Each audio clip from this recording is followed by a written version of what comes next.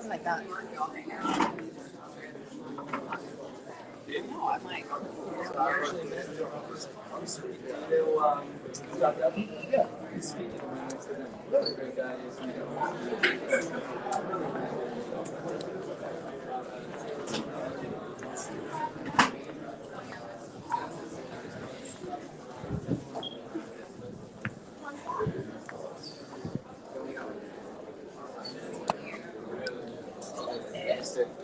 It's right when he got there, he was going down.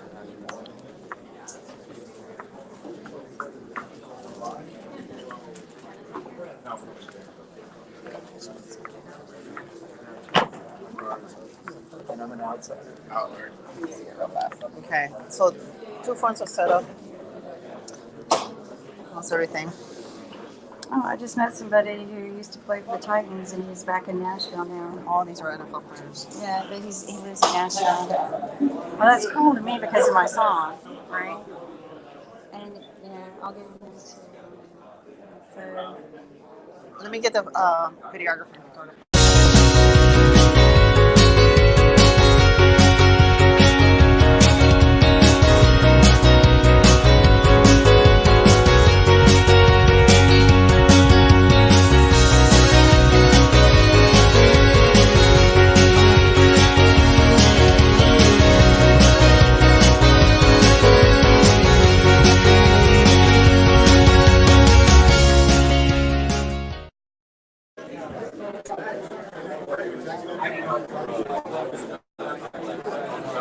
Try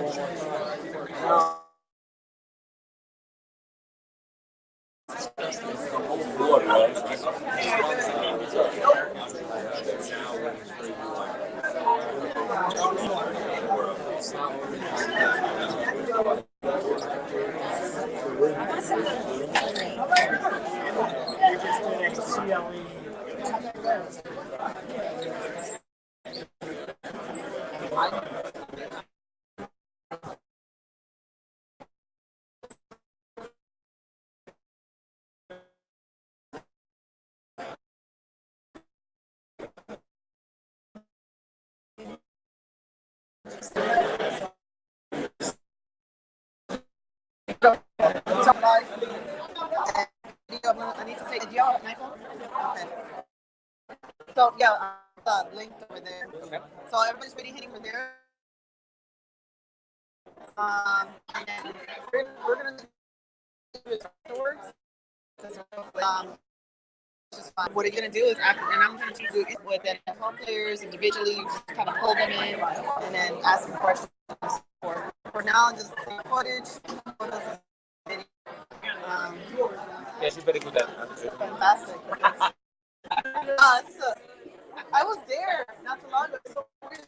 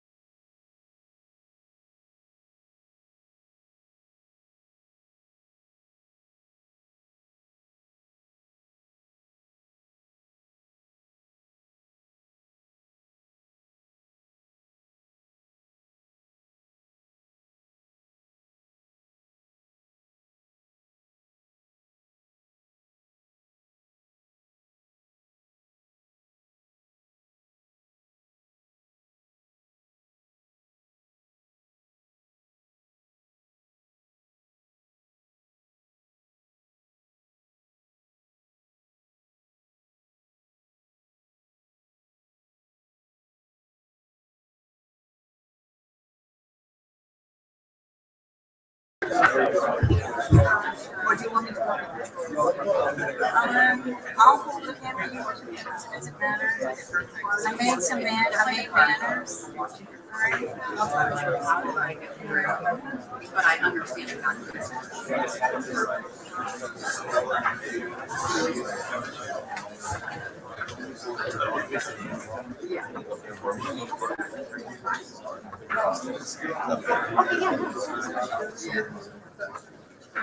There's still a number of seats, the second row, the first row for speakers. Where's Andrew? I said who does.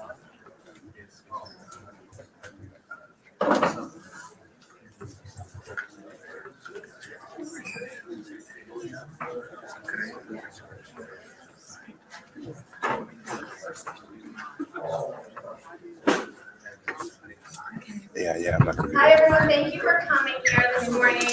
My name is Tracy DeForge. I'm the founder of Players Impact. TBI is a membership organization designed around the empowerment of athletes in business, whether that's investing or entrepreneurship.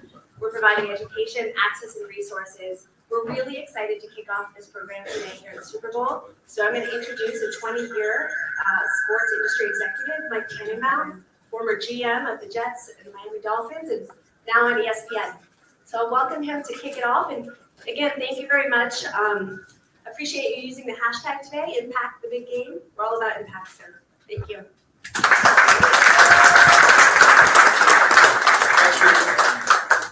Before we get started, it's going to go a little bit off script. Tracy alluded to my background. I've had the privilege of running a couple of NFL teams, and people always say, well, what is that like, or what's your background, or tell us about yourself personally. I always say, well, I have 2 kids in the office and 2 kids at home, 90 in the office, and I just happened to run into 3 guys that I had the privilege of working with that I don't see them very often, but when I do, I'm so proud. So James Ferris, Antonio Holmes, or Coleman, just raise your hand. Those are 3 great players and even better people. But it's great to be here. Tracy has assembled an incredible organization, and just again, a little bit more about it. The mission of the Players Impact is to empower athletes in business by assisting athletes in entrepreneurship, investing, and through transition. We'd like to thank our sponsors today, Blue Wire Pods, Champions for Philanthropy, and there's a ton more that made today happen. We'll get to that later in the program. Hopefully, by the end of the day, you'll get to meet people you didn't know. You'll learn a couple of things, and it should be a great event. So speaking of a great event, the first person I'd like to introduce is a guy named Dave Meltzer. Dave has an incredible background, but what you need to know about Dave is his mission in life is to empower people to be happy, and you'll see his energy and his glow radiate. So Dave, why don't you take it from here?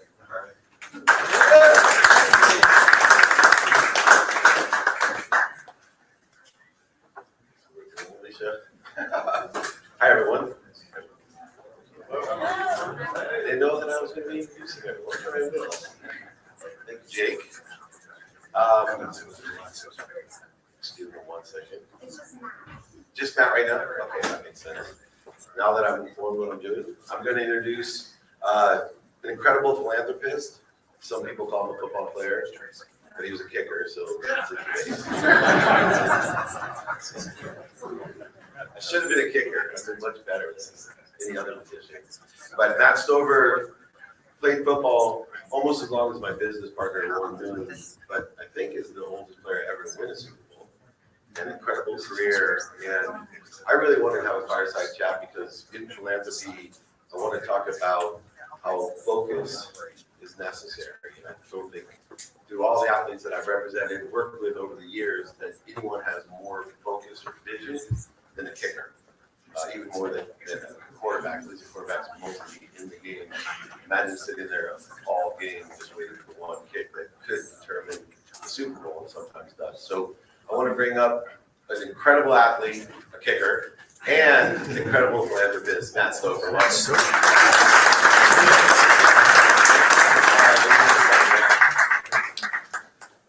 want to start in working with so many charities and doing so many things. What I find athletes that want to give back, first of all, they're about 99.9% of all athletes in the NFL, MLB, NHL.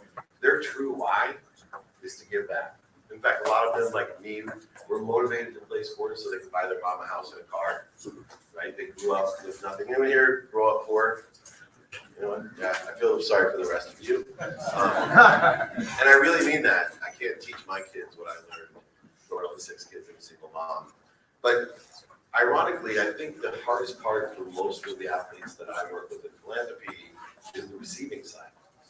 To consistently remind them that you have to receive yourself. You can't give what you don't have. And the giving side, although the media may portray the negative few, the majority are like you. Incredible people. You wouldn't be a professional athlete if you didn't enjoy the consistent, persistent pursuit of your potential. As you got older, you started learning some of these lessons. Can you share with everyone how important, number one, it is to receive and how you had to shift that perspective and paradigm in order to help others? Thanks, Dave. Thanks for the opportunity for me to share. The Players Philanthropy Fund, what we do is we manage over 159 different accounts. One being San Antonio Homes. We're already San Antonio.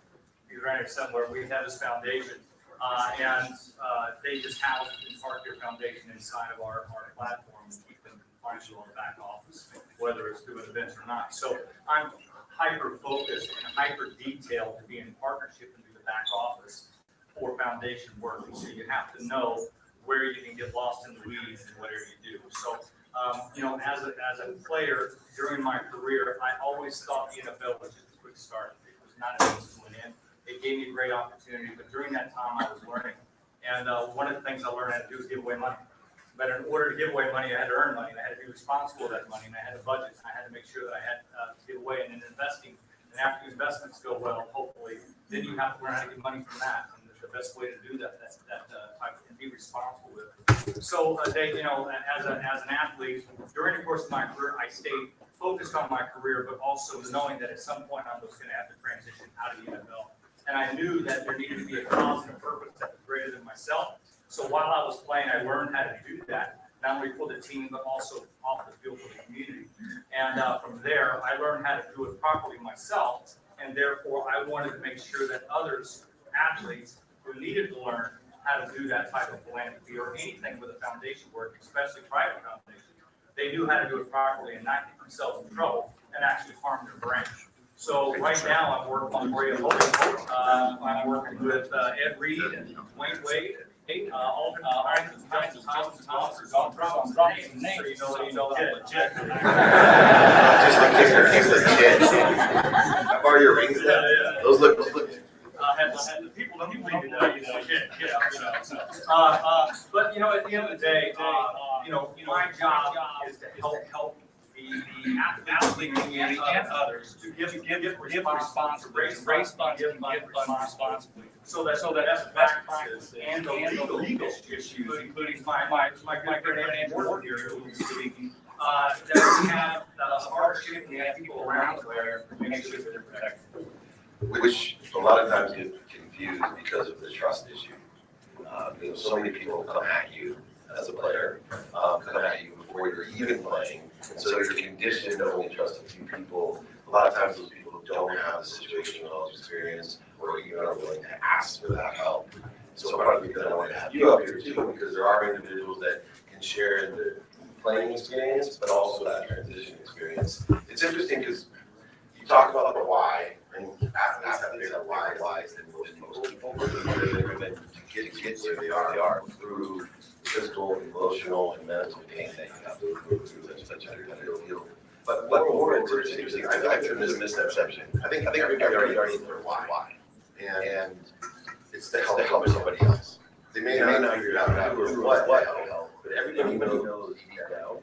And where I like to say, well, focusing where your business or focus is on the what. So could you share some of the what's that you see out there that athletes and entrepreneurs are not doing in order to effectuate, you know, a legacy, a financial legacy that will support not only their family but the community as well? Well, I would say from an athlete perspective, it's budget. Number one, how much is going out, how much is coming in, does that match up? Two, when you do invest, expect that money to never come back. Unless it's just in a good house or the stock market, you know, whatever. But with regard to entrepreneurship, I was blessed enough to start a business called creditcards.com back in 2004. The company to a $40 million company and sold it for $144 million. So I had the opportunity as an entrepreneur to actually do this for a while I was playing, and it sold October 6th, meaning during the season. While I was playing, mind you, I'm a kicker, I know. How much do you have to do? Nothing. I got one play, I gotta do it real well. Through that, and my experience with the entrepreneurship and working in business, and then when you do get that influx of cash, what do you do with it? How do you give it away properly? And I had great counsel around me with lawyers and, attorneys and business advisors and people that were around me that allowed me to learn the proper way to do it. So when you talk about trust, eventually as an athlete, you have to trust certain people to advise you. But between you and your wife and those other around you, you can discern what that right is and then do it responsibly. So, man, Dave, I tell you, at the end of the day, when I learned how to do the business piece, I learned how to play and take care of my own field, and then learn how to give away the money the proper way, the legal way, the best way, where I didn't even pay taxes on the amount that I gave away. So I gave a piece of the company away to a donor advised fund prior to the sale of the company. Didn't take any tax hit on that. That was money that was pre-tax. And I gave away about $2.5 million more because I didn't get taxed on that amount of money.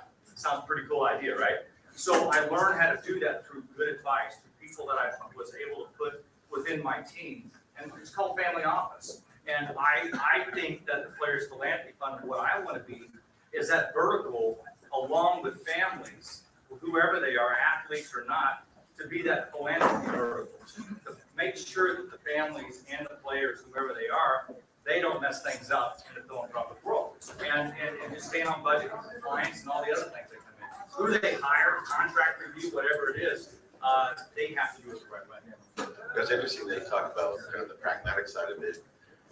When I do executive coaching and help people, I started my career by telling them, just kind of learn a series of questions to figure out how you can provide value for someone, right? Make room for what you want by being of service and giving away. And I think I did a disservice to the people like you that I was helping because I completely neglected the harder questions to ask me. Coming from someone that has lost over $100 million, coming from someone that has worked with athletes to keep their money. In my own career, I learned the series of questions that are most difficult is to learn those series of questions of who can help you. Like, who can help you? Because I find a lot of people in this game when I started as a sports agent with Lee Steinberg, there was an article on Sports Illustrated. 75% of all athletes in the NFL were 78%. Right, exactly. And 2 years outside of the it's still basically the same thing, even though everybody knows the dangers, what's going on. And I've found the key insight that I've learned is that we're not teaching, it's not the people, everybody has good intentions. There's literally in my office, every day, there's at least 10 people that call me going, hey, Mr. Meltzer, please introduce me to athletes. They're getting ripped off. No, they're not. What's really happening is they don't know the right questions to ask of who can help them. And, from your experience, what advice would you give on, okay, when you have someone approach you that is a family member, has great credibility, working with 6 different athletes already, Great question. what are those questions? Great question. Number one, do you have a team around you, an attorney, a business attorney? So if any opportunity comes to you that you're interested in, it lights your eye a little bit, that this attorney, you'll spend $5,000 to $12,000 with this attorney who will vet the deal for you. Because you better know what you know and you better know what you don't know. And so that's the first thing I do. If I'm not willing to spend $10,000 to $12,000 just to look at it, right? That's number one. So the attorney, of course, the state attorney, the ability to manage it well and be able to pass it to the next generation, right? That's incredibly important. If you're an athlete, you made a few $1 million, it's important. And then, of course, having a great financial advisor, somebody who can absolutely teach you how to budget, and have somebody that can tell everybody around you no, right? The no guy, right? And we've all heard that, but it's true. You can marry that person too. Yeah, I married her. I did. That's to save my life. Yeah. She's here. She is. Thank you. And so I'm not saying anything that's not normal that you don't already know. It's how do you activate? So within that family circle, within the family office that you need to create, you've got to have a few key pieces, and the ones that I named you are incredibly important. Also, somebody else who's not going to benefit from you paying them, right? Somebody who's just there, who's been in business before, right? Or who's been married for 40, 50 years, whatever that counsel you need, they're not going to benefit from any money they're going to give you, to have that person around you as well so that you can lean on. And I think if you teach them that and you bring them in within that network, more times than not, that they'll have the right information so they can make the right, ask the right questions and make the right decision.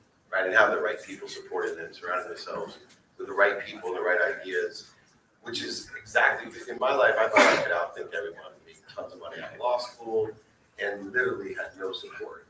And, you know, my no person said, hey, you're really good at making money. Why don't you just focus in on that and get the right people that are good, like having a law degree, you automatically think you're a good lawyer. I'm a horrible lawyer, so don't hire me as a lawyer. You're a good agent. It's a good agent, which is different. Right. And furthermore, though, so I started focusing on doubling the amount of money that I make as fast as I can, finding the right people to give it to. And then I literally have a downstream to every penny. In fact, if I need to buy something, I just go to my no wife and ask her, hey, I'm thinking about this. Right, and it works, and those questions have helped me, and it wasn't a matter of education, it wasn't a matter of honesty or intent, which a lot of people think with athletes, you know, highly educated, you know, highly arrogant, and it was the ego that I had to do everything myself. I got here myself, I want to buy my mom a house and a car, all those things. Last question with advice to the human aspect of people wanting to be responsible for everyone else. You know, through that decision-making process, even with the right people, we want to, you know, Bernie Kosar, myself, people ask me, how do you lose everything? Because every kid that came that was my elementary school friend, you know, in 2008, coming to my house, you're the only one I know with money. My mom's losing her house. Can I borrow 10 grand? Well, I mentor a lot of young men in Baltimore, and I say that I got five young men I have been mentoring. The biggest thing that I got to see, we got to help them first before you can help anybody else. That means we got to get you educated. We got to get you understanding what the market looks like outside your job, right? How do you behave? How do you conduct yourself? Mentor them through that. When you give them those tools, right, then they have the opportunity to help others. And it's so often that they, right when they get out, they get a mortgage for their mom, that's what you see in the NFL a lot. The guys going out and buying. You've got $3 million isn't enough money when you're retired at the age of 26. Because that's the average age in the NFL. So you've got to understand what does that money look like, you know, when you're 60 or when you're 65. I'm 52 right now, and how was that money when I was 42 when I retired? How was that going to sustain myself? Even though I did well outside of the NFL, over that 40-year period of time, I only made netted in my pocket at that time was $9 million. Okay, that's good money, but it wasn't all working for me in the market. I had a house, I had cars, I had furniture, I had some jewelry for the wife, right? So so those are the type of things you have to understand. That cash flow, that Monte Carlo cash flow model that you really got to understand. What do you have to replace in income when you leave the league is the most important to keep the same standard of living. And most guys don't know what that is, and they burn through it at a higher rate than they can afford. Yeah, as we finish up, I think it's important to understand exponential growth and acceleration. When I was 5 years old, my dad left, and we had 6 kids, and I remember saying distinctly in my mind, I'm gonna make $1 million. I'm gonna buy my mom a house, a car, and I'm never gonna have to work again. Right, I'm 52, although I look 10 years older than a year. I have 3 teenage daughters, a wife, and a 9-year-old. So They get your pocket quick, right? that, You got a daughter getting married. and as we have 1 minute left, I always like to ask this question, beyond the financial side, and I highly encourage you to talk, not to Matt, but to the clients that Matt has here. It'll be much more credible what their company does it. Just as a last question, I think it's always important that people that are dynamic, purposeful, passionate, and profitable. What's just the best piece of advice that you can give everybody with this opportunity? The love. Just to love others, man.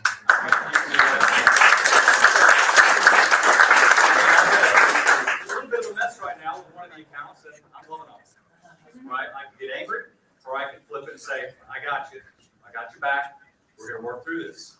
And to me, that's the most important thing. And vulnerability goes along with that. I think in business, if you can share vulnerability, it actually empowers you. because people know your real heart, and you can find out what their real heart is. Are they going to squash on you, or are they going to be vulnerable with you and understand? Hey, I know what I know, what I don't. I know what I don't. And I think that's incredibly important. That you just love others, man. You love them to the fullest you can, including your wife, children, and business partners. And through this philanthropy, that's why I'm doing it. Somebody asked me yesterday, as one of the financial advisors said, "Sure you want to work with athletes?" I said, "You know what's funny is yesterday when I got off the phone and I was going through a bunch of stuff with, I said, that was fun. That was a lot of fun because I'm protecting the player. That's what I want to do, and that's why I set it up. So the what is that for me?" It's awesome. Find the light in everything you do. Let's give a big round of applause for that.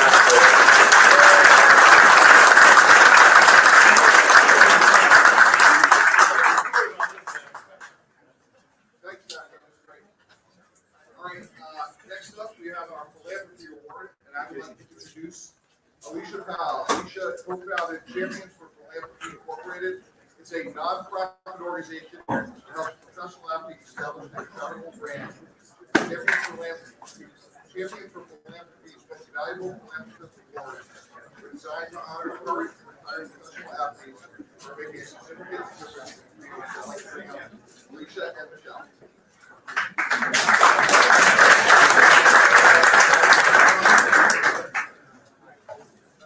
Good morning. Good morning, my name is Alicia Powell. And I'm Michelle Hayes.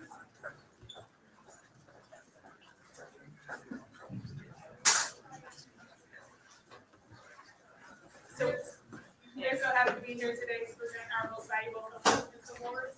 We presented our inaugural most valuable philanthropist awards last year at the Super Bowl, and we created the award series as a way to honor current and retired athletes for their outstanding work. And so we're so excited to honor our athletes and philanthropists today. So you'll learn a little bit more about the work that they do, and we'll have a conversation moderated by one of our awardees today as well. So without further ado, we'll get started. Okay, so our first award today, we'd like to present to DJ Reader. DJ Reader unfortunately wasn't able to be here, so we'll be accepting this award on his behalf. Oh, okay.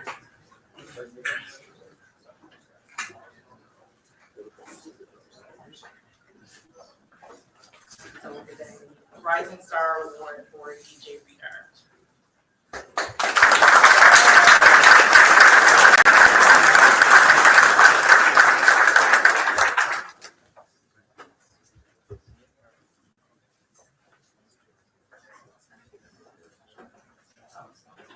So our next award goes to Atlanta Falcons player Grady Jarrett. So unfortunately, Grady was not able to be here as well, but we are presenting our most valuable philanthropist for current players.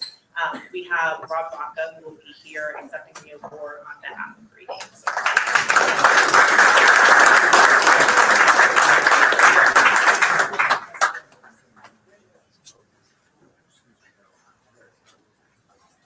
So our next award for most valuable philanthropist for a retired NFL player will be going to Santonio Holmes.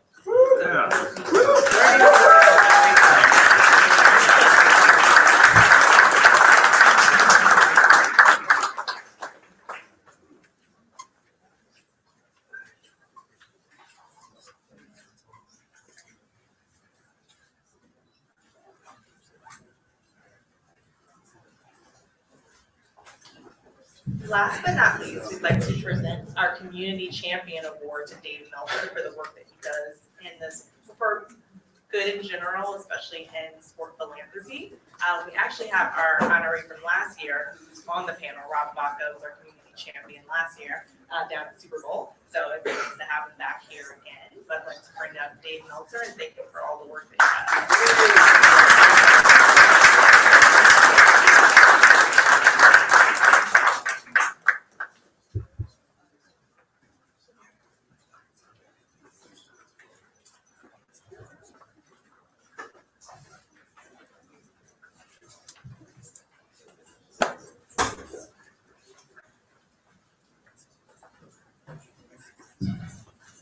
He's a Super Bowl ring, right? Go. All right, guys. People asked me what I was doing at the Super Bowl this time, and coming here after last year presenting you Community Champion Award, these are the things that I've been for. And I highly encourage you as well to live for this type of thing. You can be recognized only for what you've done for other people. I actually have only one mission in life left, is to empower 1,000 people, which is why I do so many events, videos, speaking, books, all the stuff that I do. To find 1,000 of you that are willing to impact 1,000 people, to impact 1,000 people. I spent 30 years of my life driving myself crazy how I could be the first trillionaire, trying to do math, reverse engineer it, study, work hard, be kind, and I never could get the math right. I think Elon Musk and Bezos are closer than I am in figuring out the math to that. But when I changed my perspective to help other people, the math became really easy. I was like, wait a second, I do so much to help inspire people. Just 1,000 people times 1,000 people would be 1,000,000. 1,000,000 people times 1,000 people would be 1,000,000,000. We could together create a collective consciousness of over 1,000,000 people to be happy. This world will change fast. The abundance, love, light, we're all connected to the biggest source of energy, light, love, as Matt said. And I just highly encourage you, if you could help me, just looking for 1,000 of you that are confident enough to empower another 1,000, to empower another 1,000, I can actually change the world. So when I was 5 years old and said I was going to be a millionaire, to buy my mom a house and a car, and then later said I'm going to change the world, mathematically, I think I actually proved it. And a lot of people that have seen me speak, the videos and things, I think they believe too that I can empower 1,000 people. So let's do it. I really appreciate it. This is one of the greatest honors I've ever received. Thank you.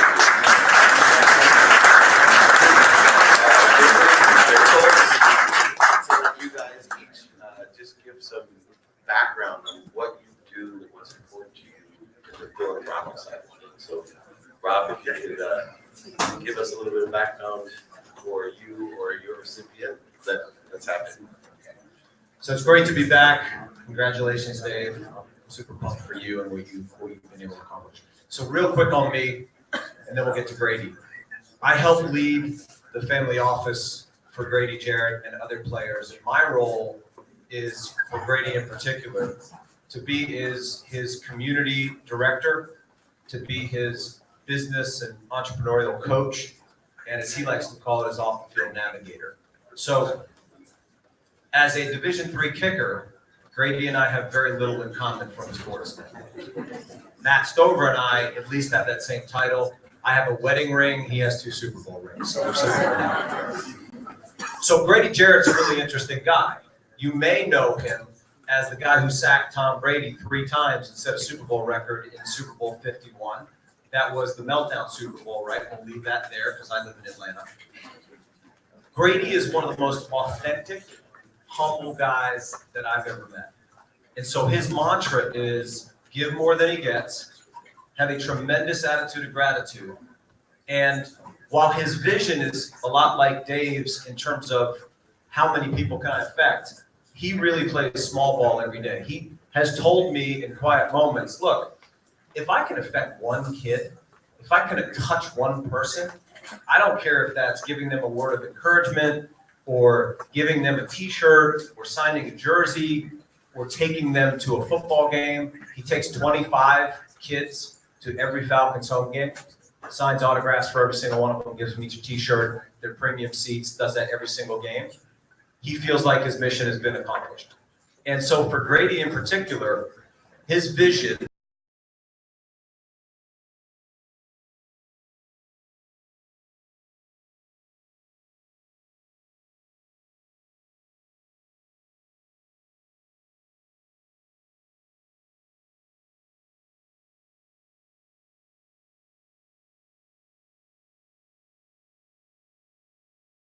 events where an athlete might come in and spend 30, 40 minutes at an event and make an appearance and leave. Not the guys in this room. These are authentic guys that I've seen stick around for 4 hours, but Grady was there for 4 hours. Signed every single bike. He took a photo with 100 different kids. He hugged every parent.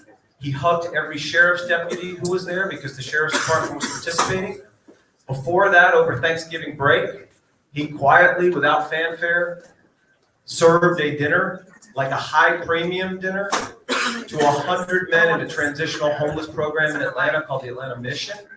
These men were rewarded with this dinner with Grady and were told over a 100-day period, if you can pass these milestones to transition, you'll get dinner with Grady Jarrett.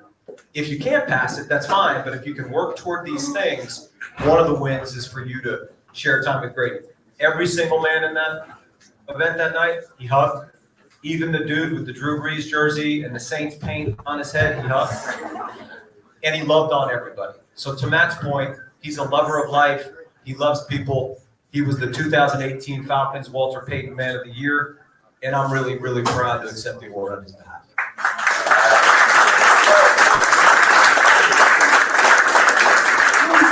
Young stud here, most interested.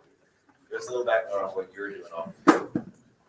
First off, I want to say thank you to Champions for Philanthropy for recognizing Santonio Holmes and the work that we're doing for the Third and Long Foundation.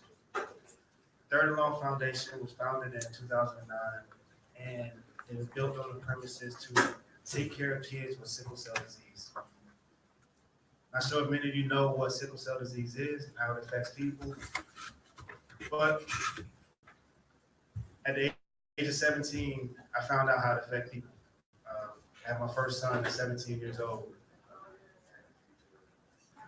I didn't know his mom carried a sickle cell trait.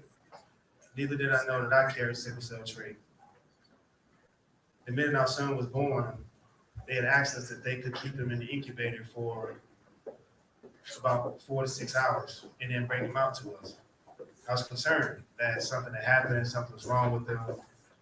And they came back and told us, did you guys know that your son is born with sickle cell anemia? And I was very shocked. I didn't know what sickle cell was, but I had heard about it through people living in my area back in Belgrade, Florida. So I started doing a little research and I saw how it affected very many people's lives. And the life expectancy of an individual born with sickle cell anemia is about 30 years. So now you can understand that my passion for supporting sickle cell became a little bit, more meaningful to me. That this is actually home. This is my creation that may not have an opportunity to make it, past 30 years. So my goal in life was to make sure that I provided enough funds that no matter when he was admitted into a hospital, that he would get an opportunity to have a fair chance at all the medicines possible to provide a better lifestyle for him. So thank you to Evan Pearson, who been my VP for about 8 years now, and helping me, make great headways with the Third and Long Foundation, and we're touching so many places. My son now is 17 years old, and he's a senior at Langston Hughes High School in Fairburn, Georgia, and he graduates this year, and he's planning on going.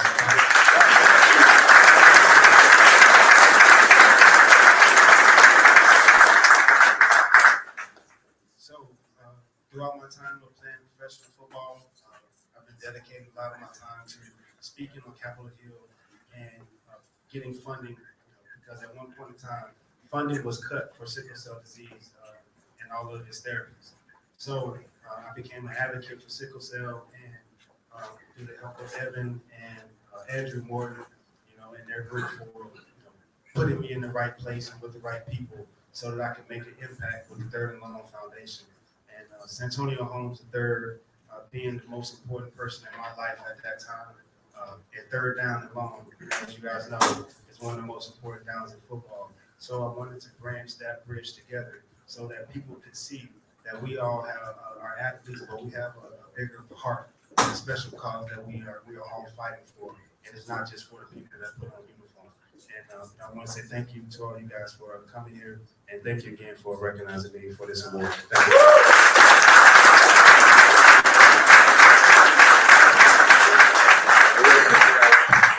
Star, and give us a little bit of background on what he is doing for the community. My first DJ TV, and when I walked in there with the daughter, I used to watch TV sports, and so big kids, 6'3", 6'4", 290. That's what he was doing. Baseball. place to tap. So we have one person based on she's here for a choice that home, two parents, and parents were educated, they were driven, parents were humble. A lot of things that passed down there.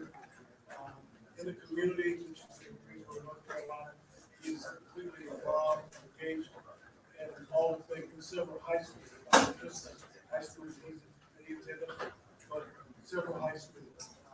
DJ is very active in the community. Awesome.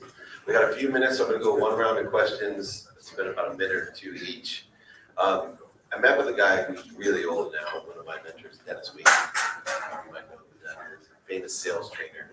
And he said something, he said, you're planting seeds for trees that you'll never sit on. Yeah, just even saying it chokes me up. Because that really changed my perspective what I was doing. My whole life was gonna be planting seeds. We never know by telling somebody that we're proud of them, by giving them the bike, by saying, Tony, I'm seeing you, and then just stop and, sign something. And people come back 30 years later and tell you, oh my God, that changed my life. And I'd really like to know your perspective on the seeds that you think that we should be planting for the trees that will never sit on. Yeah, first of all, I think philosophically, giving is about selflessness to the point that you don't expect something in return. I think a lot of people think that giving is going to create the circle of life for them and they're going to get something back because they give. And the reality is, it's not the way it works. Giving is about planting seeds, investing in people, having an attitude of gratitude, having an abundance mentality, believing there's enough for everybody, investing in other people, and not thinking about, well, if I invest in this person, then they're going to give me why. So I think you can't tie your mentality and your mindset to what's in it for you. You have to tie your mentality and mindset in what's in it for the world. Who can I make better? And I really, this whole concept of gratitude to me is where it all starts. If you live your life with an attitude of gratitude and an abundance personality, magic happens. And for DJ and Grady, maybe not so ironically, both are defensive tackles. Both are stars in the NFL. Both went to Clemson. Both had Dabo Sweeney as a coach. Both kids' mothers, Felicia Reeder and Alicia Jarrett, are rock stars in terms of mentoring and how they led their children to give by showing it. So I think you need to be around, don't be around people who are takers. Put yourself around people who are givers so you can become more of a giver. Build your village of givers. Don't build your village of people who are takers. All right.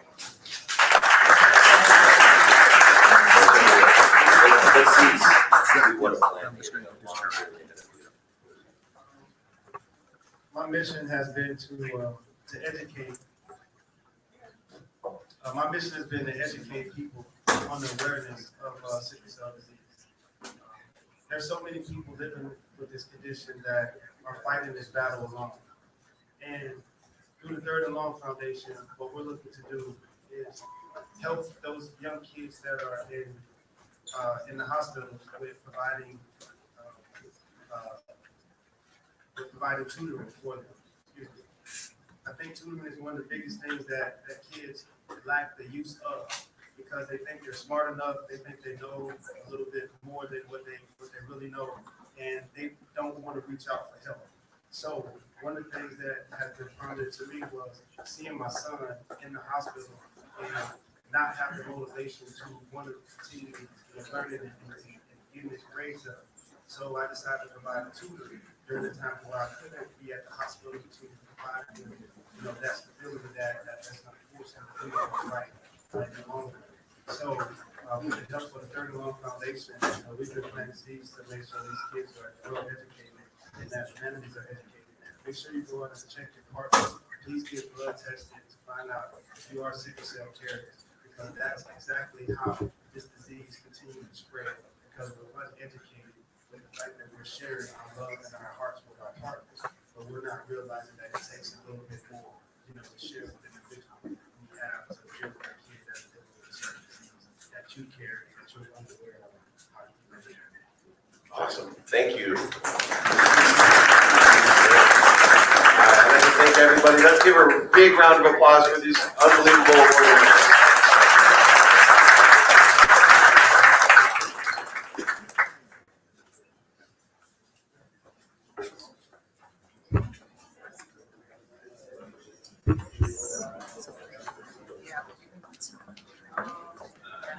You got a date?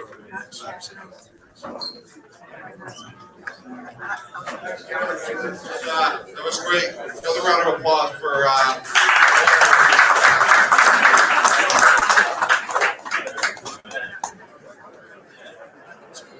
All right, we're going to keep the program running, try to stay on time here. The next panel is about maximizing your resources as an athlete, be it financial, community, philanthropy. So I'd like to bring up the next panel, who's going to lead the panel discussion. Carolyn Moose. She played basketball for the USA FIBA and the WNBA. She's a Stanford alum, entrepreneur, and founder of Fit for Living. She also works as a personal trainer, yoga instructor, and nutritionist consultant. Let's bring up Carolyn Moose.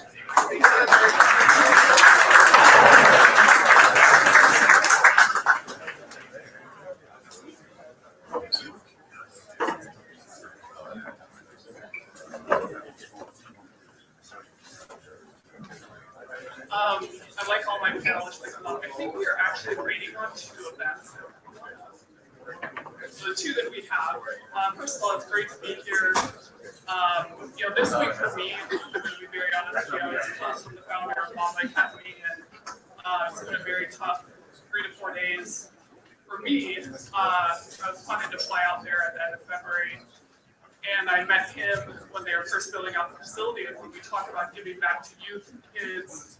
I've worked with youth basketball players for a number of years. I actually lived in Orange County when Kobe was there during the lockout, and seeing his kids play and grow. And I think the purpose of every athlete is to give back to the next leaders, whoever those leaders are going to be. So as we talk about giving back, I really want to focus on what impact has been had up till today, and what are we all going to do differently moving forward to give back even more, even if it's a single conversation. It could be with each other, it could be with the youth we come across, but for me, that is the reason for what we do. So what I would like to do is actually pass the mic around and have you introduce yourselves, maybe give a quick 1-2 minute snippet of what you do and why you're here. What's your purpose? Well, thanks for having me. My name's Isaiah Kaczynski, and I'm excited about this conversation. We'll be taking a variety of different ways, but I know we'll probably get into a variety of different things. But one of the things I'm very, very passionate around is really allowing equal opportunity at a young age for all demographics across the board. Part of that's a very personal story of myself. I grew up in poverty and was advocated almost for parts of my childhood, and just did not have the exposure and opportunity that I realized later on in life. And being able to do that and having just amazing guidance at home, amazing woman, my mother, being able to do that. But realizing that kind of the home life that I had was difficult to replicate, etc.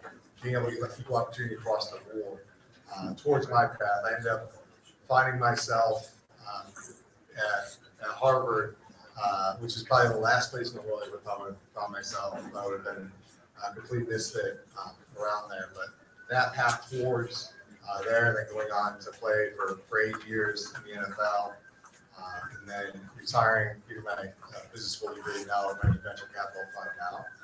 That entire process, really allowing kids to dream in a much bigger way. It's something that is front of mind for me, and something that's very, very important to me. And quite honestly, the name of my venture fund is called Will Venture, but it speaks to the power of the will. And that belief that anyone is starting at a young age, right? That if you work hard enough, you find your way into the world. We live in an amazing country. It's really having that life all throughout us. It is really good. Absolutely. Thank you for sharing that.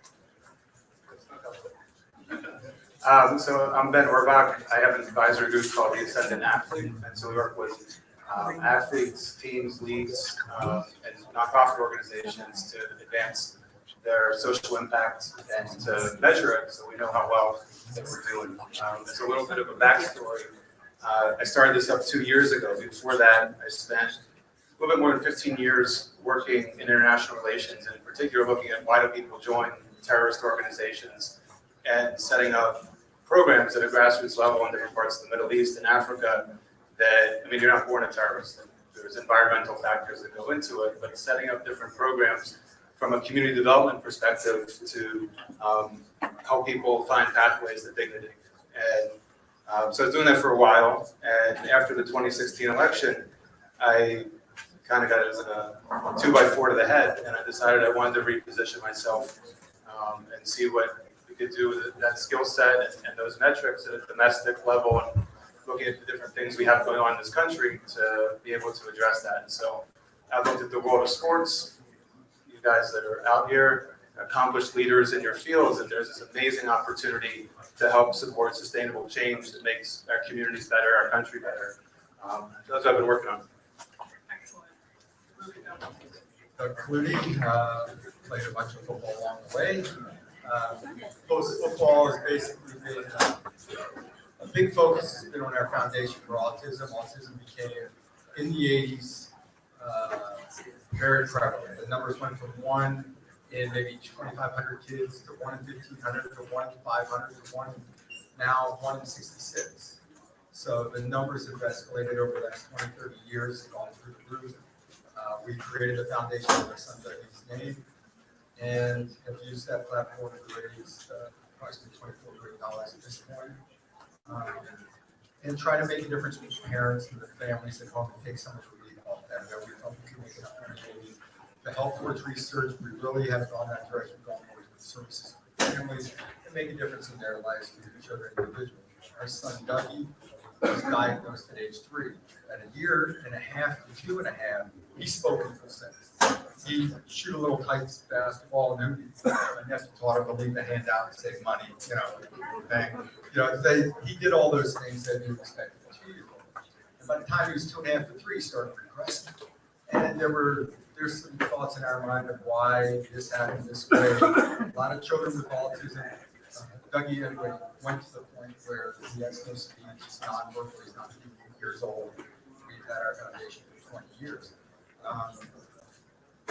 But I think you need a passion, whatever it is, whatever aspect you go in, especially, I had it for football and post-football, you have to have a passion for whatever it is. You can't just do it because it's the publicly acceptable thing to do, or it's going to make you look good, or whether it's a secondary career. It's hard, especially as a football player, to find something that you have the passion about that you had. Of running out of that tunnel in front of 8,000 screaming people with millions at home watching on TV and knowing people care, and this is something you've worked for all your life. To find something that you care about is difficult to care about at that level. And for us, it was a personal reason because of our son, and all of a sudden you took the blinders off and opened us up to a whole world of children and families that need help. And we were able to support startup schools and education programs and funding for in home and schools and school, even tours. So it's been very rewarding. It's just a different aspect of our lives. Wife and me. Not my wife. Correct English. Correct. Hey, how do you wind up just bumping into Harvard? I just bumped into Harvard. It's like it just happened. Like you walked through the school and they said, "Okay, come on in." I will say this: you know, sometimes you put your head down and you work hard, and all of a sudden you look up and you have an opportunity. That's exactly what happened. They came knocking on the door. I literally was shocked, and I took a trip there just to see. I ended up at Harvard. So I had the over-under for somebody who went to Harvard to raise it in a conversation is usually 45 seconds. So I think you nailed the under. I do have to chime in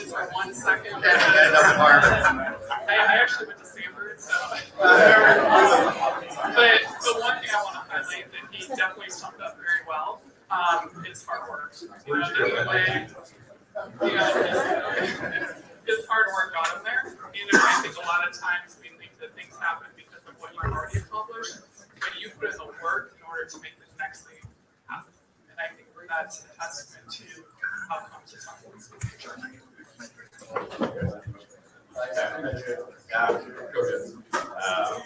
Andrew Morgan, I'm one of the 80,000 screaming fans, not the former quarterback.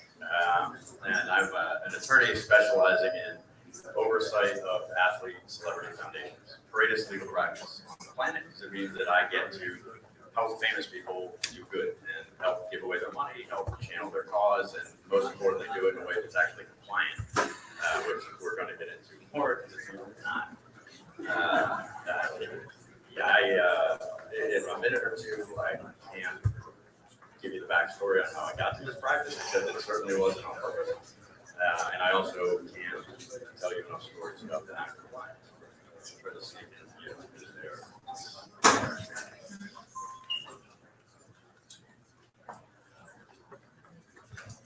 Wonderful. So we're going to move on to some questions, and feel free to chime in, differently in terms of order. So the first one, we are here to talk about impact and giving back to the world. So I want to talk a little bit about what do you feel the differences are when you think about philanthropic work and social impact? How do you define the discrepancies between those two definitions? Or maybe there's a lot of synergies as well.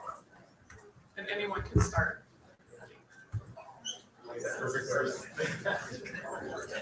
I think it's a great idea to level set on some terminology. So actually I would start with charity and charity versus philanthropy. Charity is providing immediate relief to a situation. That could be texting hurricane relief or texting money for hurricane relief, giving backpacks at the start of the school year. You're meeting an immediate need. Philanthropy is that you're donating funds, usually large amounts of funds, to address what the actual problem is in a system that's going to change that problem. So with that analogy, you can think of like going to a hospital to treat cancer patients or to deal with opioid abuse.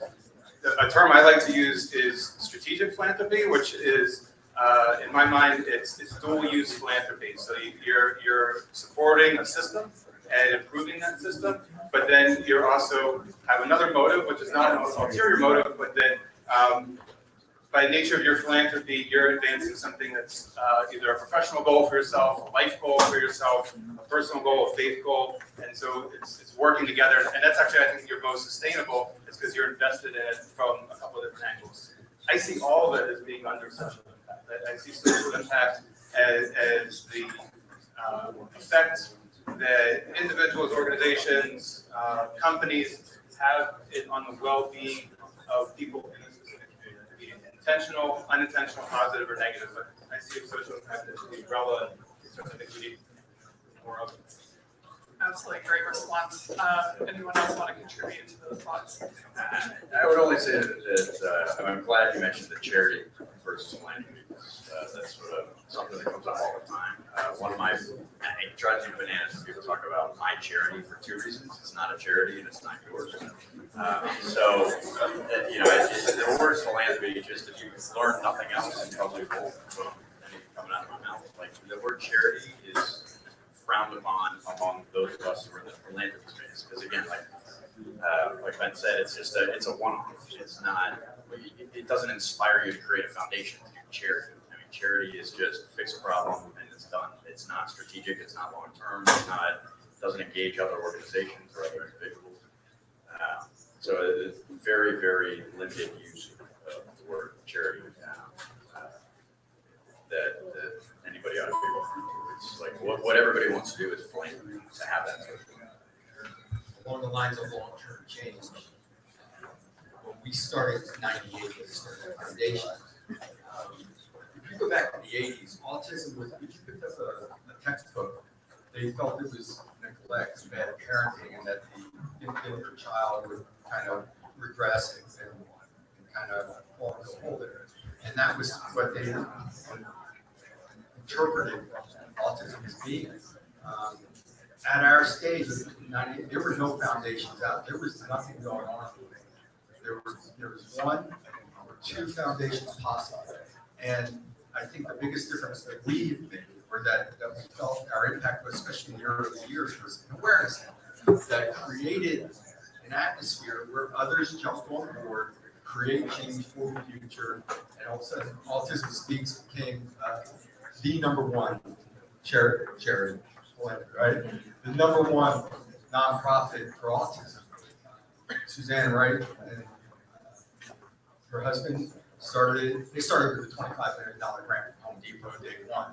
We've worked 25 years to get about that. So anyway, I think what we did was bring attention to a problem. And now there are a lot of people on board. There's a whole thing. I was talking about the numbers that have happened over the last 30 years now that have increased. There's a whole group now, all these numbers that are becoming developed. So there's a whole other issue going on of assisted living and employment or self-worth for these individuals. So the problems don't go away, they just keep going on. You know, everybody wants to help out the child that has a problem. Well, they grow up to be adults and still have some issues. So it has to continue and keep going forward, and that's where the new challenges are. Yeah, I mean, not too much more to add, other than, this idea. I think it is very, very important to be intentional and align that to something you said earlier on as well, which is something that you're passionate about. Those two going hand in hand, to bring resources, time, money, people, network, everything to the table, all of yourself, to that is really kind of how you cause change. Tie that in with philanthropy, kind of that broadest sense, define that as slowly as you can. Like, that's how you, but being intentional is kind of that first piece, and understanding what you're passionate about, what you can really, really spend a lot of time and resources on. Excellent. So one thing I'd like to segue into is scalability relative to impact. And I think one thing everyone alluded to is having a sense of real relevancy. So when you look at a player, let's say, has a really well-known name, that is an instantaneous platform for them to be able to have a pre-established audience, a following. Once you have a pre-established following, how do you define those demographics relative to the relevancy, right? So you have boys, girls, you have parents, you have all these backgrounds, but when you have a mission for impact, it's going to have a very specific demographic that's going to follow. Therefore, that will shape scalability. So can you dive into what does that process look like to define your audience? And what does that process look like to create scalability? Great question, because I don't actually think you can accomplish a whole lot of much if you don't have a plan. So beginning that process with doing a deep dive on yourself and what you're authentically committed to formulate the plan for, we were talking about social impact, the well-being of a community. So how do you define what community you care the most about and you want to have an impact on? And then when you talk about scale, are you thinking about the neighborhood you came from? Are you thinking about all the Denver public schools? Or are you thinking about an issue that reaches across the whole country? And so as amazing as you are and what you've done, you can't do it alone. And so you start with a community and you figure out who am I going to partner with. If my scale is going to be nationwide, I've got to find some organizations and some donors. And then I also have to ask myself, what are the resources I'm willing to put into this from a time perspective and a money perspective? And you gotta be accurate with yourself. Like it's not going to help you to lie to yourself about it because you're not going to get the impact that you want. That's how I start. One of the things that Ben sort of alluded to that I've always considered critical, I mean, I'm a lawyer, so I'm hyper analytical. So whenever I meet an athlete, celebrity, whoever who wants to do philanthropy, the important thing is to try to figure out, like, figure out a politically correct way to say this, like how famous are you? Like how much leverage do you have? What is your social media footprint? And what is it that you're committed to trying to do? I've met practice squad guys who want to end hunger in the world, and I've met perennial all-stars who want to buy $10,000 worth of books for their elementary school. And those are both wrong. Like you've got to align. What is it that you have the possibility of doing, and that makes it easier to accomplish. So it's sort of a work backwards. It's like, I always try to take guys down the path, like, where do you, a year, 3 years, 5 years, 10 years, like, what are you thinking this is gonna be, in terms of relevance for your life? How committed are you? Like Ben said, you're giving your time, your money. Are you showing up at appearances? Are you working with your endorsement deals to have a foundation contribution on top of the personal compensation? And once you figure that out, then that helps to create the scope of what it is you can actually accomplish.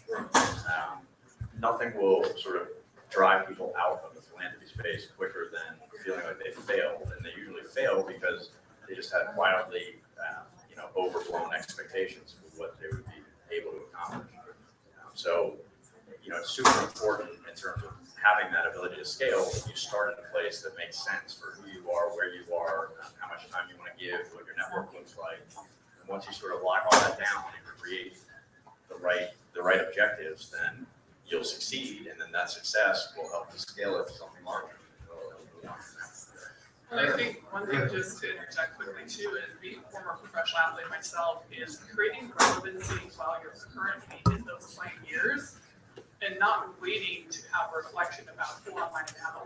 So you mentioned community service. I know for me in the WNBA, when I played overseas professionally, we had close to 30 events a year. And just being in the communities that going back to your high school, going out and meeting parents, meeting kids, taking time to shake their hands, asking them what they care about. So they get to know you as a person beyond how many points you score. And just being able to create a personality and a true heart behind the individual that you are and what impact you want to have. And I think sometimes the mistake that pro athletes make is they wait too long to create that foundational component of awareness of who they are. So I really appreciate you alluded to the process of that. Well, the flip side is, if you ask, you're gonna err on the other side. Like, I, generally speaking, will not work with rookies. It's like, learn your plays, like, be relevant on the field before you can be relevant in philanthropy. If you try to do too much too fast, you're either gonna tick off your coach or your agent or fail at philanthropy. So there is a sweet spot there, like, not the first year or two, but again, definitely not way down the road where you miss And that is a hard thing as a player, because your job, your expectations of the community, and they want to win a Super Bowl, and when you're playing, your focus is so narrow right here on game day, and at some point you become secure within the career. You start feeling secure about your job, and that's when the blinders come off, and you start realizing there's other things and you become a part of it. For us, our expectations, we were talking, just to regress a little bit, we thought it was going to be just a local little thing that we started in our community. Well, it happened to time up about a month later that I became a starting quarterback. And then I did the Free Flakes thing, and it came out, and everything just catapulted. It became a national foundation rather than just going back to our individual groups in our little area. It became bigger than that. But we switched our mission to helping families as opposed to dealing with the research, and just narrowed that focus and made it national. And just to add, like, so, as an investor, as a venture capitalist, you're always thinking about scale. As a scale, is to have a venture profile to be able to scale like crazy. And I think the beauty in this space is you can start small, and that's okay. And you can start to learn and impact in, kind of a consolidated way, and have those be very, very powerful stories, and show that change and get more people to buy in as well. So you start to snowball. And even if it was your intention to make that small change, that sometimes leads into something much bigger, which you'll be able to kind of hear about up here. But yeah, I think that is this idea of trying to boil the ocean too much too early. I think is leads to kind of derailment. I know we just have a few more A minutes. Harvard question. It's a pretty horrible VC. It's a little tougher over because Stanford, the water's colder. One last thing I wanted to touch on is how do you measure impact? So in my mind, you have qualitative and you have quantitative ways. You can say, oh, we raised $20 million, but how many human lives did you affect as a result of that project, as a result of that ongoing mission? So for me, I think it's very important to look at both aspects. What are the personality traits we're changing? what's the level of commitment on both the qualitative and most importantly, the combination of qualitative and quantitative ways. So I think we only had 2 minutes, so that will wrap up our panel, but thank you guys for listening and being a part of our panel. Thank you.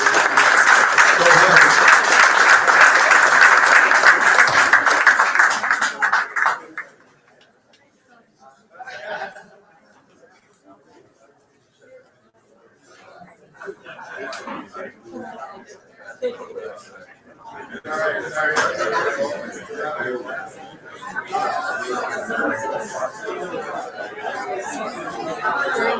what's up? Are you heading out? Great to see you. Yeah. Real quick, this is for Mark. Get the program on full. So, if we can just give a round of applause one more time to the last panel. Great job. Right, we just got a couple panels left, so we're going to try to stay on track here. Okay. So our next panel is athletes. Guys, we just quiet down. Thanks. All right, our next panel is athletes and entrepreneurship. So hosting that panel is going to be Amanda Reese. She's a semi-pro beach volleyball player and founder of Blueprint Concepts, an experiential marketing firm. She's a former basketball player and graduate of Georgetown University and has her MBA.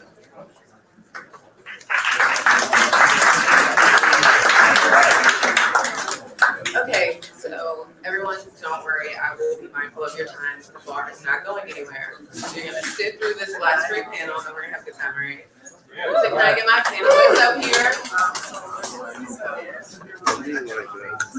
So we have Cliff Boyd, Keith Bullock, John Bronson, and Brian Mundy.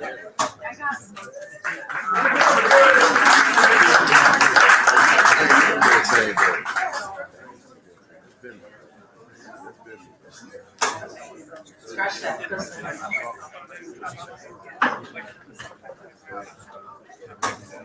All right, so we're gonna get started right away. I want everyone to start coming up a little and tell me something about your adventure. Hello, everybody. My name is John Bronson. I am the co-founder of Finger Licking Dutch Stroke Waffles. So we're gonna have an Oprah moment where everybody gets a stroke waffle today if you haven't had one. And what it is a parma waffle cookie. We produce it in Holland, and the best thing you ever have. So make sure that you get your stroke waffles one day, either here or in the next Super Bowl. Former Arizona Cardinal players, played a short career with the entrepreneurism, and I'll talk more about that later. But thank you for having me. Glad to be here.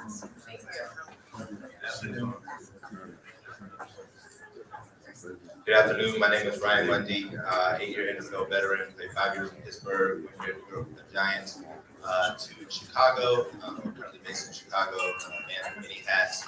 I have an investment firm, Technically Ventures, where I invest in early stage startups across categories and sectors, but primarily focused on sports media and entertainment. Obviously, that's my background. I co-founded a eco-friendly startup, Swizzle, which is a consumer product good. 2 stainless steel straws, 1 cleaning brush, and eco-friendly packaging. Primary distribution channels, e-commerce, B2B. We just got picked up by Target. That's good. And then most recently, spent the bulk of my time now focusing on a wellness brand, specifically in Black and brown people. Okay, thank you for the straws and the paper. Target. Keith Bullock, played 11 years in the NFL, since I was born in the New York Football Giants. Yeah, I guess I wear a lot of hats as well. When I retired, I went back and I got my MBA, and from there, I came up with a concept called transition, and actually a concept and business plan. Business partner Don Ford is here, Shannon Judd, they run it from transition. Recently, Don and I now have created another platform called The Outside Game, and I'm invested in real estate. I have 6 real estate rental properties in different states. I'm investing in brand specific. This event Rose Day that we do all over the country. And Night of the Jack. So I would say I've invested in a lot of different things. And the last play that I just made is I invested in a local coffee company in Nashville called Just Love. I'm a store owner, and I also am a partner within the business. And that's going to be a business that supports me because obviously they were my brand. So Great, I love it. So let's talk about time. So as an athlete, your time is very valuable. You're playing mainly every week, right? You have practice all the time. You're coaching. At what point do you decide I'm ready for my next step? I'm ready to start transitioning. I'm ready for a new phase. That timing felt right.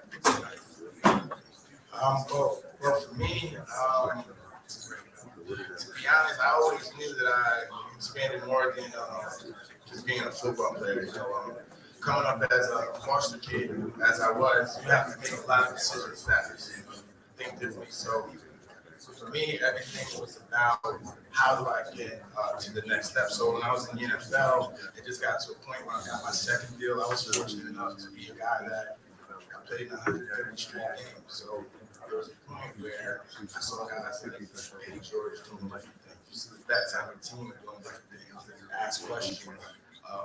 Mentioned Eddie George, Kevin Carter. So these are guys that kind of put me on that path. I was like 25 and 26.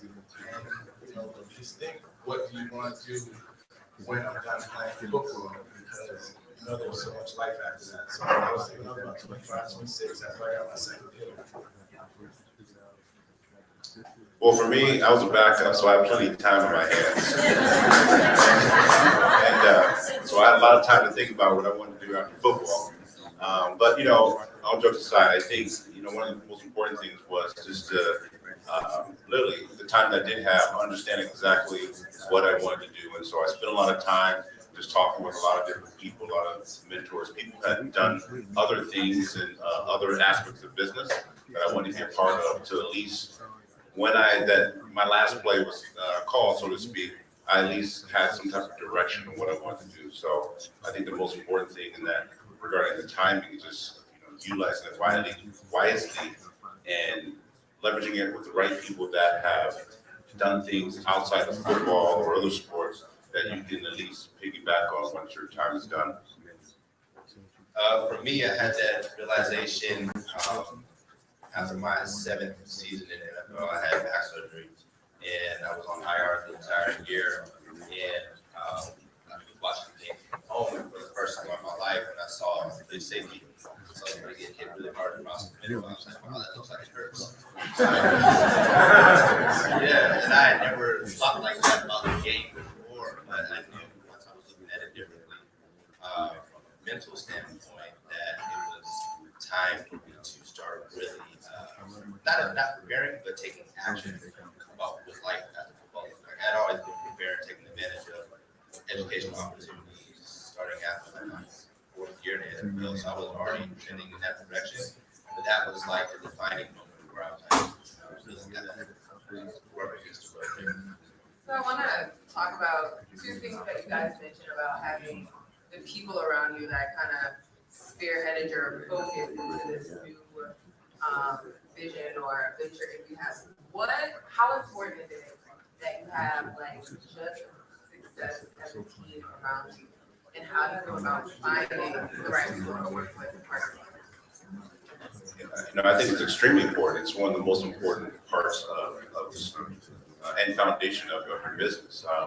Number one, there's a lot of vetting. There's a lot of the process that you go through to trust people and to formulate this team. And you just have to go through the process and start with your people that you know that's closest to you and the people that you just trust. And you'll, for the most part, get a good feeling and be able to get into a situation where you can leverage the information that those people have. For me, I just continue to try to stay in circles that were, like I said, people that had done more, doing more than I was doing, and in bigger circles that could easily, that I know that I had the right answers in certain aspects. And so eventually, you start to formulate a couple of people out of that scenario where you can piggyback off of and build this team to be able to help you do whatever you want to do moving forward. Yeah, we come from team sports, so you're not only a Super Bowl or many games, you have a solid team. So moving forward with the business, it's the same way. As former athletes, you're forced to kind of step outside of yourself. You go into businesses and things that you don't really have much, let's just say, intelligence on. So you have to, find the people to help bring to life what your vision is. And obviously, you're the head of that team. You have to pick the right quarterback. I don't have to be the quarterback. Look, I can be a part of the team. You give me a role to play, and I'll play it. I just want to win. I just want to be successful, and that comes with having a great quarterback. Yeah, kind of piggybacking off what he said, you don't have to be the quarterback, but I think the expectation when you're transitioning out is that when you have to do everything, you have to do it right away, and you have to kind of be leading the charge for whatever you're getting involved in. All three of those are not true. But really, I think I was just talking about this yesterday. It starts with the appreciation of self and understanding self, and saying, all right, this is who I am. I've done some pretty amazing things throughout my athletic career. How does that translate into what I'm going to do next? And teamwork is a big part of that. And the thing is, like, I lived through this personally. I was candidly trying to elevate with football. I've been this my entire life. But throughout that whole process, I was like, man, there's so much value that has been learned and developed over my total 24 years of playing football. How do I leverage that and use that to propel me to go on and do bigger and better things, right? Because there's a lot of value, there's a lot of sauce with that. It starts with building that team, right? You said, like, you can't do anything without a team. A lot of the teams, but they come to my quarterback, my head coach, who are the mentors in my life, that will really help me in that. So speaking of impact, we're all here because of TPI and this beautiful event in this great space. How has TPI impacted your venture? That's a leading question. I think, stuff like this, getting around people, finding teammates, getting new connections, there's a lot of value in that. This is particularly good for me, so I can talk about this was a target and my new business, right? But I think also importantly is about building community. Obviously, everybody is in here for a reason, and then you get to learn about people, meet people, learn about new ideas, see if there's some shared mutual interests or synergy. So I think that's the biggest value.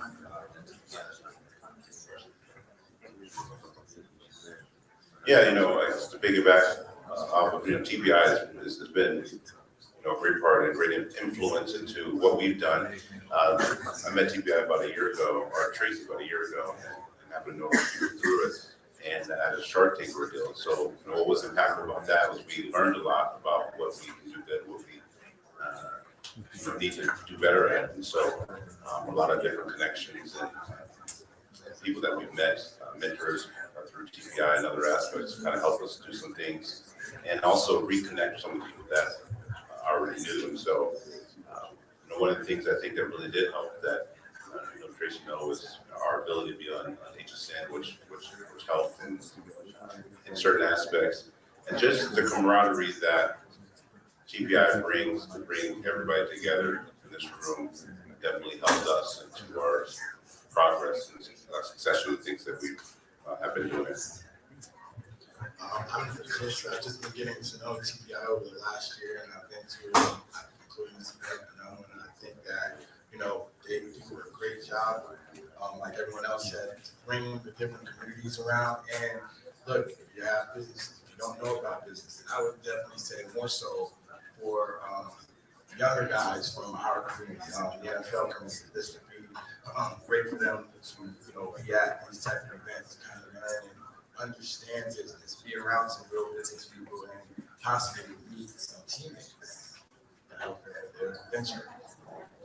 All right, guys, thank you so much. You guys give a round of applause.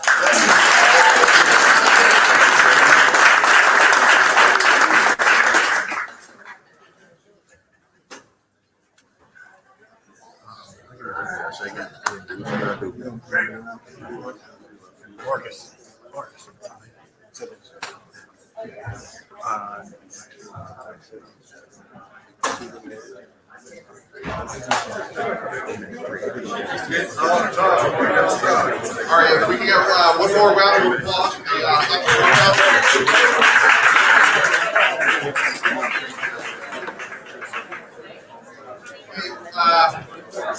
Our next panel, I'm going to introduce one of our hosts here, someone that had an incredible NFL career. Started off at Glasgow University, Marcus Colston, former wide receiver.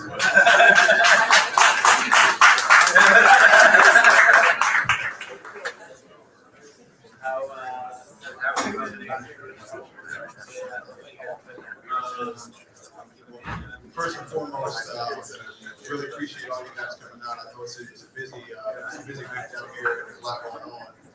And anytime you start an event at 11 o'clock on Super Bowl, you continue to get before. But again, really appreciate you guys coming. This has been the culmination of a lot of hard work by a lot of people.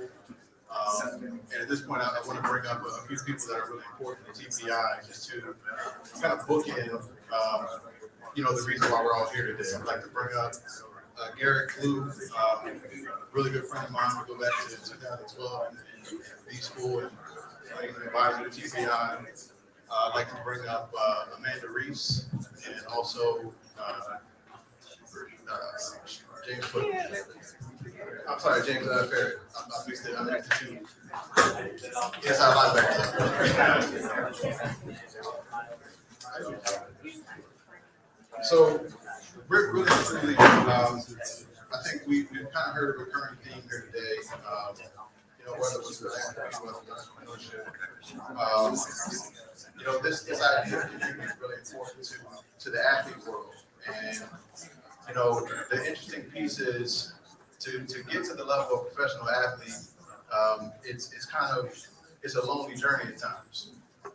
There's this commitment to self that, you set a goal, you wake up every morning, and there's this lonely journey through, these dark times. And, ultimately you get to a team, and you got to try to figure out how to fit into a team and be the right puzzle piece at the right time.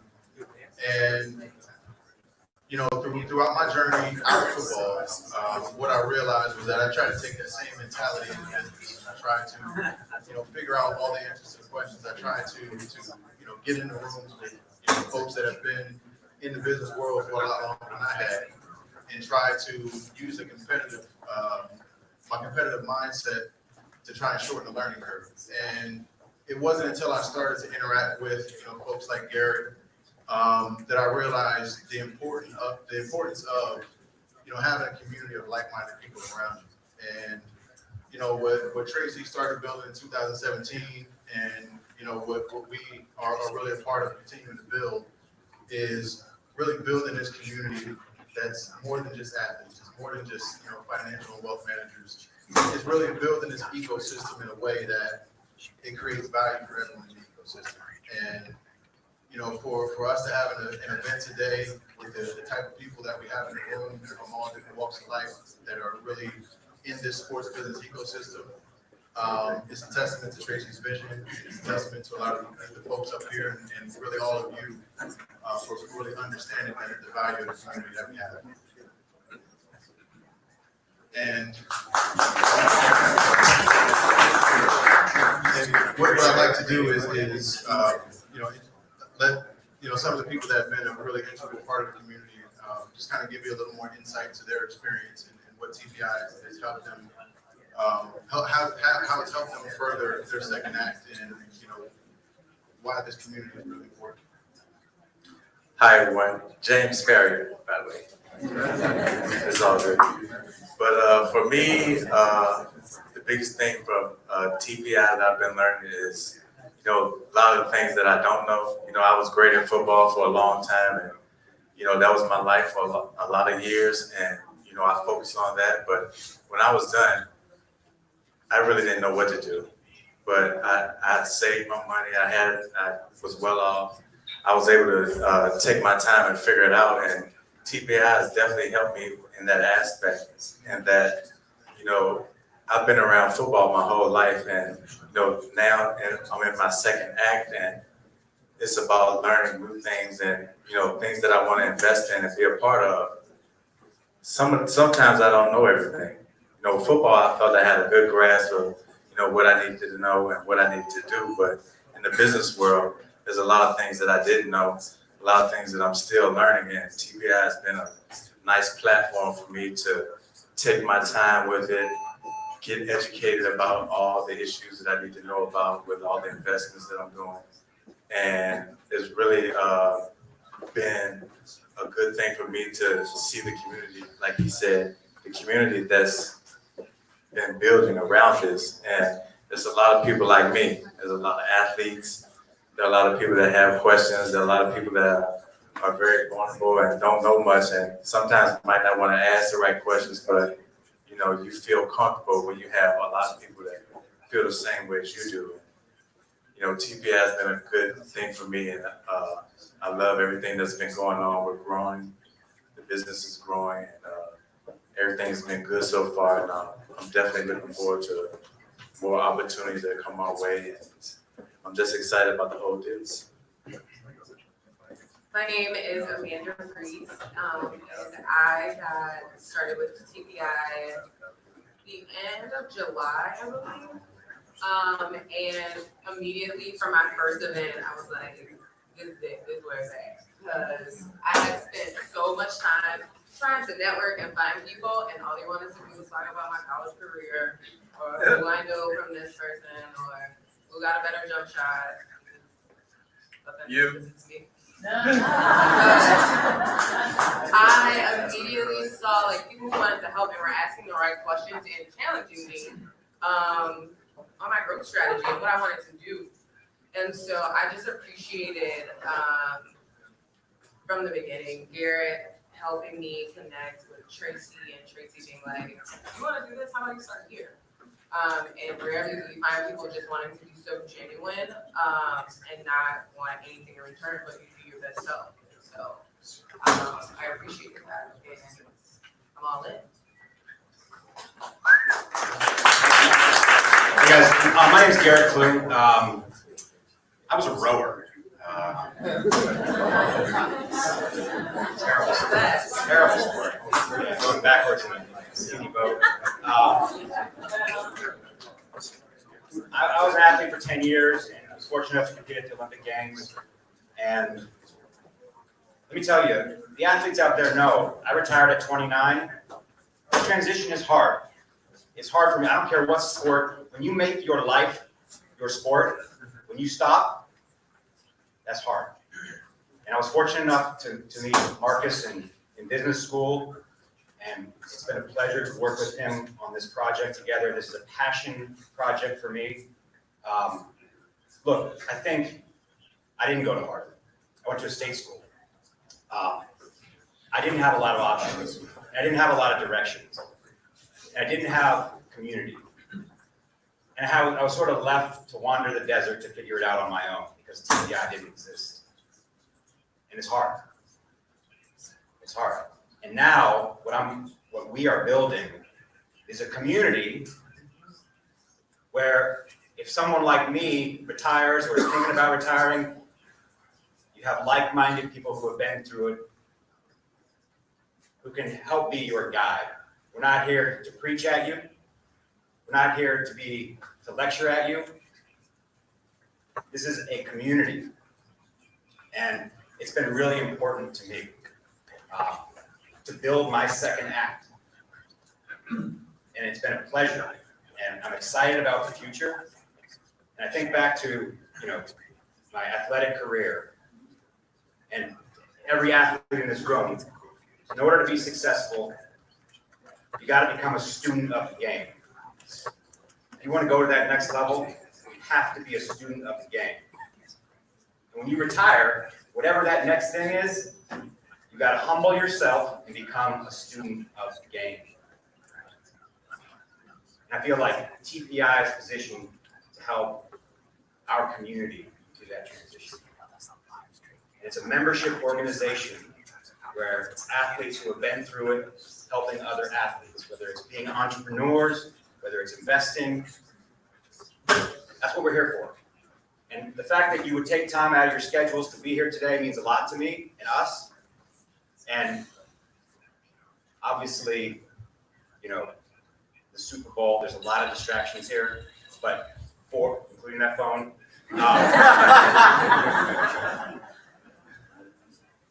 I encourage you all to talk to any one of us or Tracy to learn more about what the future holds for TPI and to become a part of this community, because together, you can't stop us. Like, together, you cannot stop us.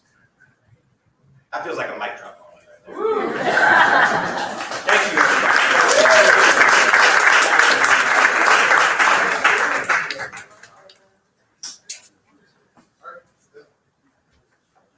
Hard to follow that, but round of applause for these guys. Well, on behalf of Tracy and everybody from TPI, we really appreciate everyone coming, and the event continues down the hall, bar, and incredible view. So thank you, everybody.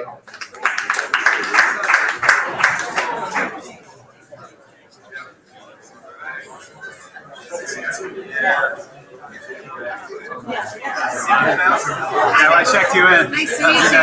Formally meet you. What was your first name again? Meg. Stop. Family guy character. You must have a busy weekend. Everything going on. I have a very busy, I'm in the middle of attempting to do work. You're based where? Based in LA. You're in LA, and you're in Valley. Sorry, yes. Do you live in the Valley or Woodland Hills? Woodland Hills. Yeah. I'm sort of, so Tracy and I, we're kind of like co-partners. So my platform's called Founders and Players. Nice. And we did a big SB event together in LA at the Beverly Hills. And we're going to do that again this year. I kind of help her behind the scenes. Like my logos aren't like on the event, but we're sort of aligned.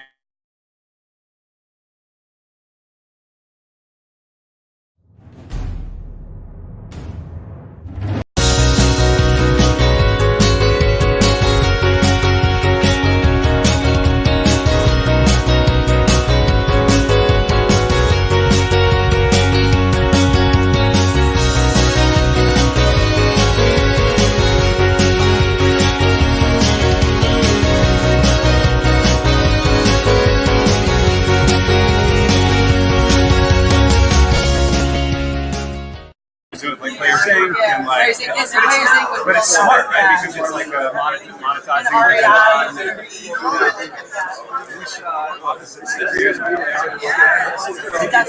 Did you ever have with Craig Vaughn at all? He was on like, they had like an X group over there that did a lot of like eclectic venture stuff and advisory. Probably not. At some point, I was under Brian White's downloads about her company. So ours were built businesses. She helped me build capabilities. So yeah, and then we helped individual players. Did you know Ari Adeshe? Yeah, not well, but yeah. He's a good friend of mine. I love that. That's when it's CSCA is direction. Yeah, I mean,